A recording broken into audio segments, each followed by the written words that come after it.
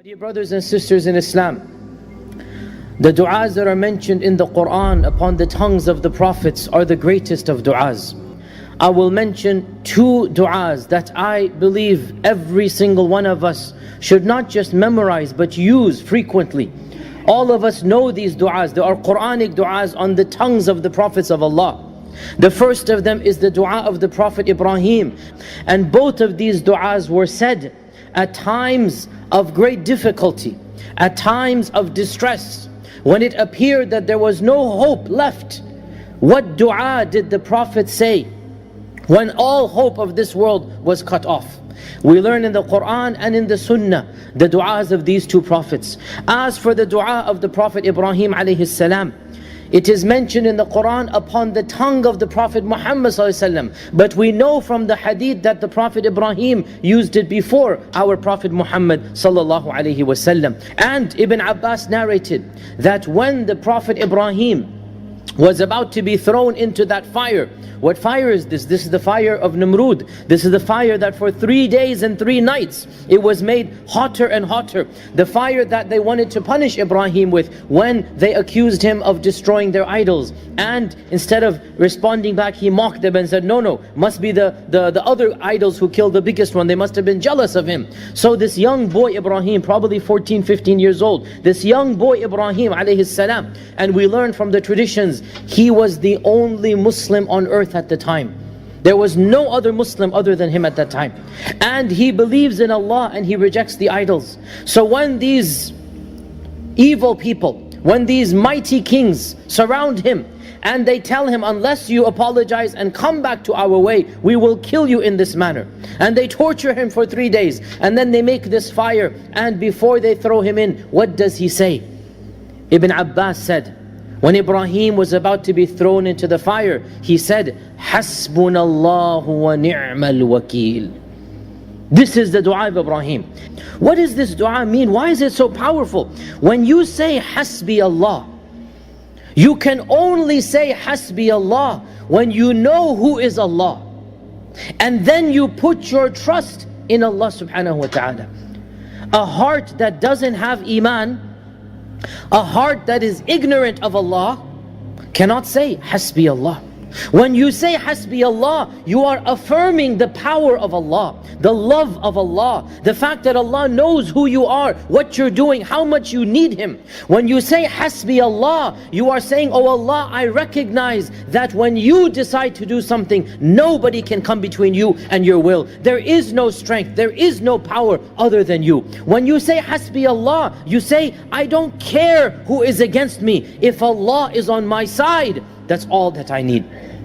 So Hasbi Allah is something that is coming from the heart, and it is affirming the power and the protection and the might of Allah subhanahu wa ta'ala. When you say Hasbi Allah, you automatically imply, who needs anybody other than Allah? He who has Allah doesn't need anybody else, and he who has everything except for Allah has nothing. Imagine the heart of Ibrahim alayhi salam. Imagine surrounded by a city, an army. The mightiest king alive is in front of him, threatening him, torturing him. He's a 15-year-old kid. There's that fire that's been put for 3 days and 3 nights. Not a single human being in the world, his own father, is on the side of the prosecution. Just imagine. Not a single soul in the world to help him. Yet what does he know? Allah will protect me. Hasbi Allah.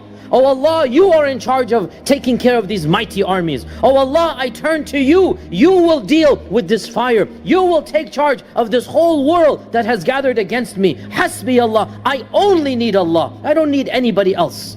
So what happens when Ibrahim is thrown into that fire? The fire itself becomes a garden for him. A garden, a pleasant walk in the park. It becomes beautiful, fragrant, green, cool. This is what happens when you put your trust in Allah subhanahu wa ta'ala. And this is exactly what happened in the lives of Ibrahim alayhi salam, and also in the life of the Prophet Muhammad sallallahu alayhi wasallam. When the battle of Ahzab took place and 10,000 strong were surrounding Medina, and there were barely 1,500 Sahaba. There's no way they could physically fight against 10,000. 10,000 armed men, and they cut off the supplies. For 1 month they cut off the supplies. How long can you last? The people were beginning to eat vegetable, the leaves of the trees. They had nothing to eat. They're starving. They haven't had a proper meal for weeks. How long can the siege last? What is going to happen? They cannot fight. The Quraysh are outside with all of their allies, 10,000 strong. They cut off all of the food supplies, all of the caravans. How long can this go on? So they say, Hasbunallah wa ni'mal wakil. And what happens? What happens? An army from the heavens comes. And 10,000 strong are rerouted, fled helter-skelter overnight. Because Allah Azza wa Jal sent, as He said, وَجُنُودًا لَمْ تَرَوْهَا. He sent an army, you did not see it. The wind began to blow, the thunderstorm, a tornado in the middle of the desert, and the sand was so severe and hard that they all had to flee, 10,000 strong. Can you imagine? An army of 10,000 was destroyed without one sword being unsheathed. Think about that. Without one sword being unsheathed. 10,000 strong simply disappeared overnight. Why? Because Hasbunallah wa ni'mal wakil. That is the power of when you trust Allah subhanahu wa ta'ala. He'll take care of an entire army and you don't even have to unsheath your sword. But as long as you show that tawakkul, as long as you recognize, oh Allah, you will deal with it, you will take care of it. Hasbi Allahu wa ni'mal wakil. And of course, I have to add here as well, that you only do this after you have done everything in your power. The Sahaba built the trench. The Sahaba armed themselves. The Sahaba were ready for battle if need be. They didn't just sit in their houses and say, Allah will take care. You do everything you can physically, and then you say, the rest is up to you, oh Allah, and really, oh Allah, I only need you. Hasbi Allahu wa ni'mal wakil. So this is the first dua. Let us memorize it. Let us use it. And the second dua, which is also used at times of distress, at times of difficulty. I wanted both these du'as to be, because we go through all types of difficulties. Every one of us, life is nothing but difficulties and one tragedy after another. This is the reality of life. So the second dua as well is a beautiful dua, and it is the dua of the Prophet Yunus alayhi salam. As we all know, the Prophet Yunus alayhi salam, he left his city without getting permission from Allah to leave. And this was a sin for the prophets. The prophets cannot leave the city until Allah tells them. The Prophet Yunus gave up. He said, my people are bad, they're not accepting, khalas, let me just go. And it wasn't appropriate for the Prophet to do this. And so what happened, as we know, that he went onto the ship, and the people of the ship, they said, somebody has bad luck here, or somebody is bringing this punishment, who must it be? They drew lots, and it came to Yunus, and there was a thunderstorm going. It was the middle of the night. They said, you're the one causing this omen. And of course we don't believe in omens. These were not Muslims that were doing this. Nonetheless, they said, you're the cause of this bad luck. We need to get rid of you. And so in the middle of a dark and stormy night, in the middle of the ocean, when the thunder is going and the rain is pouring, complete darkness, they pick Yunus alayhi salam and they fling him over the ocean. Just think about that. If any of you have ever been in the middle of the seas, how terrifying it is, even on a beautiful day, if you fall into that ocean. Imagine in the middle of the night, when the waves are coming, and the thunder, and the rain, and they throw him into the middle of that darkness, and he plunges and plunges and plunges, and as you all know, then Allah Azza wa Jal causes a fish, a whale, to swallow him. And that's why the Quran calls him Dhun-Nun, the Nun. A Nun in the Quran here means whale, the one of the whale. So Yunus is called the companion of the whale. And the whale takes him deep, deep, deep down the depths of the sea. Imagine, brothers and sisters, wallahi, these are stories that we know happen. It's in the Quran. We believe in them. Imagine being the Prophet Yunus. Imagine that claustrophobia, that stench, not able to breathe, completely blind in the depths of the ocean. And Allah Azza wa Jal says, what did he do? He realized he made a mistake. He realized he made a mistake. So what? Allah says, وَنَادَى فِي الظُّلُمَاتِ. He called out in the depths of the darkness. Wallahi, how much darkness was there? The darkness of the night, the darkness of the depths of the ocean, the darkness of the inner chambers of the whale, darkness over darkness over darkness, complete and pitch darkness. Can you imagine the terror, the fear that any one of us might have had? We would have died simply of a heart attack. We would have died of fear. But Yunus alayhi salam, he realized, I need Allah Azza wa Jal. And so what did he do? وَنَادَى فِي الظُّلُمَاتِ أَلَّا إِلَهَ إِلَّا أَنْتَ سُبْحَانَكَ إِنِّي كُنْتُ مِنَ الظَّالِمِينَ. From the depths of the ocean he calls out, La ilaha illa ant subhanak. Oh Allah, there is nobody worthy of being praised, worthy of being worshipped, worthy of being glorified other than you. Subhanaka, exalted are you above anything.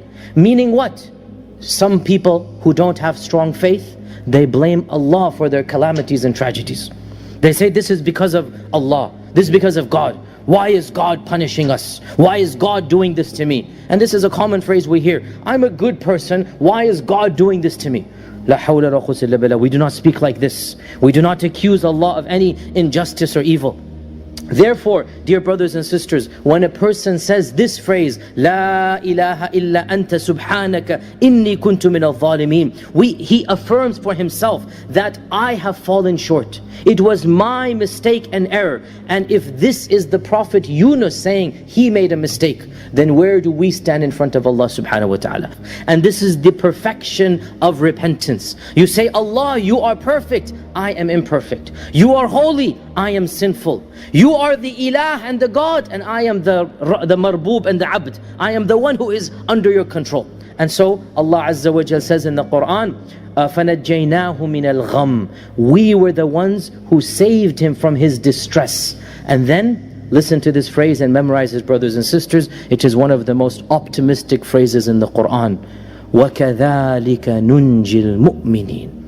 And in this manner, when the mu'min says, La ilaha illa anta subhanaka inni kuntu min al-zalimin, in this manner we shall save all of those who are in distress. All of those who believe, all of those who turn to me, we will save all of them. So this dua is said whenever you are distressed. Yunus was distressed because of the problems of the whale, the problems of the... We are distressed because of other problems, much less trivial than Yunus, but nonetheless they are big for us. Family problems, financial problems, our boss is giving us an attitude, we're worried about our job, our family issues. These are our dhulumat. These are our darknesses. So when we are surrounded by these darknesses, what do we say?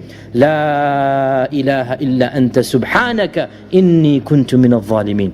This should be our dua all the time. And our Prophet sallallahu alaihi wasallam said in a hadith in Musnad Imam Ahmad, no Muslim ever says this dua except that Allah will answer him. No Muslim ever says this dua except that Allah will answer him. So these are the two du'as, brothers and sisters. Memorize them. Make them a daily part of your rituals. Hasbi Allahu wa ni'mal wakil. And La ilaha illa anta subhanaka inni kuntu min al-zalimin. Barakallahu wa lakum.